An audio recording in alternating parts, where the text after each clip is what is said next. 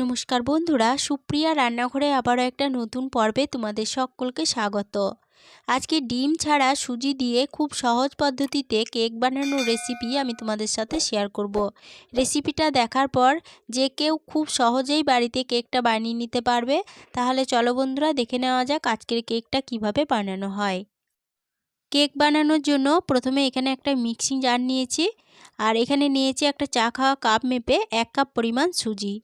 এই কাপ মেপেই আমি সমস্ত উপকরণ ব্যবহার করব। 1 কাপ পরিমাণ সুজি দিয়ে দিলাম। এরপরে ওই কাপ মেপেই দিয়ে দিচ্ছি 1 কাপ পরিমাণ চিনি। এরপরে এখানে নিয়েছি 4টে এলাচ। এই এলাচের খোসাটা ছাড়িয়ে এলাচের দানাগুলো নিয়ে নেব। এলাচের খোসাগুলো ছাড়িয়ে এলাচের দানাগুলো নিয়ে নিলাম। এরপরে মিক্সিং জারের ঢাকনা বন্ধ করে এগুলো প্রথমে শুকনো অবস্থায় গুঁড়ো করে নেব। সমস্ত উপকরণ গুঁড়ো করে নেওয়া হয়ে গেছে। আর দেখো, বেশ মিহি করে এটা গুঁড়ো করে নিয়েছি। এরপরে এই মিক্সিং জারের মধ্যে এই উপকরণগুলো একটা পাত্রের মধ্যে ঢেলে নিয়ে নেব। সমস্ত উপকরণ পাত্রের মধ্যে নিয়ে নিলাম। এরপরে দিয়ে দিচ্ছি 1 টেবিল চামচ গুঁড়ো দুধ। গুঁড়ো দুধটা এই সমস্ত শুকনো উপকরণের সাথে ভালোভাবে মিশিয়ে নিচ্ছি। গুঁড়ো দুধ ভালোভাবে মেশানো হয়ে গেছে। এরপরে যে কাপ মেপে আমি সুজি ও চিনি নিয়েছিলাম সেই কাপ মেপেই দিয়ে দিচ্ছি 1/2 কাপ পরিমাণ ময়দা। 1 কাপ পরিমাণ সুজি, 1 কাপ পরিমাণ চিনি, 1/2 কাপ পরিমাণ ময়দা এই দিয়ে দিলাম। এবার ময়দাটা দিয়ে এই সমস্ত উপকরণের সাথে আবারও ভালোভাবে নেড়ে মিশিয়ে নিচ্ছি। সমস্ত উপকরণের সাথে ময়দা ভালোভাবে মিশিয়ে নেওয়া হয়ে গেছে। এরপরে যে কাপ মেপে সমস্ত উপকরণ ব্যবহার করেছি সেই কাপ মেপে নিয়ে নিচ্ছি 1/2 কাপ পরিমাণ সাদা তেল। এখানে সাদা তেলের বদলে তোমরা 2 টেবিল চামচ বাটারও ব্যবহার করতে পারো। এবার তেলটাও সমস্ত উপকরণের সাথে ভালোভাবে নেড়ে মিশিয়ে নিচ্ছি। তেলটাও সমস্ত উপকরণের সাথে ভালোভাবে নেড়ে মিশিয়ে নিলাম। এরপরে এর মধ্যে অল্প অল্প করে দুধ দিয়ে গুলে একটা ব্যাটার বানিয়ে নেব। যে কাপ মেপে সমস্ত উপকরণ ব্যবহার করেছি সেই কাপ মেপে নিয়েছি 1 কাপ পরিমাণ লিকুইড দুধ। আর এই দুধটা কিন্তু নর্মাল তাপমাত্রার দুধ। নর্মাল তাপমাত্রায় দুধ নিতে হবে, না গরম না ঠান্ডা। এবার অল্প অল্প করে দুধ দিয়ে দেখো ব্যাটারটা ভালোভাবে বানিয়ে নেব। ব্যাটারটা বানানোর সময় কিন্তু অল্প অল্প করে দুধ দিয়ে ব্যাটারটা বানিয়ে নিতে হবে। একবারে তাড়াহুড়ো করে পুরো দুধ দিয়ে দেবে না, তাহলে কিন্তু ব্যাটারটা পাতলা হয়ে যেতে পারে। অল্প অল্প করে দুধ দিয়ে দেখো ব্যাটারটা বানিয়ে নিলাম। আর ব্যাটারের ঘনত্বটা কীরকম রেখেছি তোমাদেরকে দেখিয়ে দিচ্ছি। দেখো, ব্যাটারের ঘনত্বটা ঠিক এরকম রেখেছি। এবার এই ব্যাটারটা ঢাকা দিয়ে রেস্টের জন্য 10 মিনিট রেখে দেব। কেননা সুজি আছে, সুজিটা ফুলে কিন্তু অনেকটাই পুরু হয়ে যাবে ব্যাটারটা। 10 মিনিট ঢাকা দিয়ে রাখার পরে ঢাকাটা খুলে নিলাম। এরপরে ব্যাটারের ঘনত্বটা দেখাচ্ছি। দেখো, সুজিটা দেখো ফুলে গিয়ে ব্যাটারটা বেশ ঘন হয়ে গেছে। এবার এই ব্যাটারের মধ্যে দিয়ে দেব 1 চা চামচ বেকিং পাউডার। আর ওই চামচেরই মাপ করে দিয়ে দেব 1 চা চামচের 3 ভাগের 1 ভাগ বেকিং সোডা। এবার অল্প একটু দুধ দিয়ে দিচ্ছি।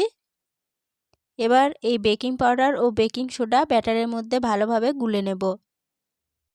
ব্যাটারটা কিন্তু খুব ভালোভাবে গুলে নিতে হবে। ব্যাটারের মধ্যে যাতে কোনো রকম দানা ভাব না থাকে সেটা লক্ষ্য রাখতে হবে। আর ব্যাটারটা যত ভালোভাবে গুলবে কেকটা ততটা স্পঞ্জি তৈরি হবে। ব্যাটারটা দেখো খুব ভালোভাবে গুলে নিলাম। আর ব্যাটারের ঘনত্বটা এবার দেখাচ্ছি। দেখো কীরকম হয়েছে, ঠিক এরকম ঘনত্বের হয়েছে। ব্যাটারটা একটা সাইডে সরিয়ে রেখে দিলাম। এদিকে কিছুটা ড্রাই ফ্রুট নিয়েছি। এখানে নিয়েছি কয়েকটা কাজুকে ছোট টুকরো করে নিয়েছি, আর নিয়েছি কিছুটা কিশমিশ। এরপরে এই কাজু ও কিশমিশের মধ্যে সামান্য একটু শুকনো ময়দা দিয়ে দিলাম। ময়দাটা দিয়ে এই ড্রাই ফ্রুটগুলো ভালোভাবে ময়দার সাথে মিশিয়ে নিলাম। এবার এই ড্রাই ফ্রুটগুলো ব্যাটারের মধ্যে দিয়ে দেব। ড্রাই ফ্রুটগুলো ব্যাটারের মধ্যে দিয়ে দিলাম। এরপরে ড্রাই ফ্রুটগুলো ব্যাটারের সাথে খুব ভালোভাবে মিশিয়ে নিচ্ছি। ড্রাই ফ্রুটগুলো ব্যাটারের সাথে খুব ভালোভাবে মিশিয়ে নেওয়া হয়ে গেছে। ব্যাটারটা একটা সাইডে সরিয়ে রেখে দিলাম। যে বাটিতে কেকটা তৈরি করে নেব সেই বাটিটা নিয়ে নিয়েছি। এবার বাটির মধ্যে দিলাম সামান্য একটু সাদা তেল। তেলটা বাটির চারপাশে খুব ভালোভাবে মাখিয়ে নেব। বাটির চারপাশে খুব ভালোভাবে তেল মাখিয়ে নেওয়া হয়ে গেছে। আর এদিকে দেখো একটা সাদা কাগজকে গোল করে কেটে কাগজের মধ্যেও খুব ভালোভাবে তেল মাখিয়ে নিয়েছি। কাগজটা বাটির নিচে বসিয়ে দিলাম। এরপরে যে ব্যাটারটা বানিয়ে রেখেছিলাম সেই সমস্ত ব্যাটার এই বাটির মধ্যে দিয়ে দিচ্ছি। সমস্ত ব্যাটার বাটির মধ্যে দিয়ে দেওয়ার পরে এইভাবে বাটিটা ধরে একটু ঠুকে দিচ্ছি, যাতে অতিরিক্ত হাওয়া থাকলে সেটা বেরিয়ে চলে আসবে। আর কতটা দুধ লেগেছে দেখিয়ে দিচ্ছি, দেখো 1 কাপ দুধের মধ্যে ঠিক এতটুকু দুধ আমার থেকে গেছে। ব্যাটারের বাটিটা এবার একটা সাইডে সরিয়ে রেখে দিলাম। এদিকে গ্যাসের ওভেনে একটা পাত্র বসিয়ে দিলাম। এবার এই পাত্রের মধ্যে দিয়ে দেব লবণ। এখানে আমি যে কাপ মেপে সমস্ত উপকরণ ব্যবহার করেছি সেই কাপেরই 1 কাপ পরিমাণ লবণ আছে। লবণটা দিয়ে পাত্রের চারপাশে ভালোভাবে ছড়িয়ে নিচ্ছি। এরপরে গ্যাসের ফ্লেমটা হাইতে করে দিয়ে একটা ঢাকা দিয়ে এটাকে 5 মিনিট ভালোভাবে প্রথমে গরম করে নেব। 5 মিনিট গরম করে নেওয়ার পরে ঢাকাটা খুলে নিলাম। ঢাকাটা খুলে নেওয়ার পরে এই লবণ পাত্রের মধ্যে একটা স্ট্যান্ড বসিয়ে দিলাম।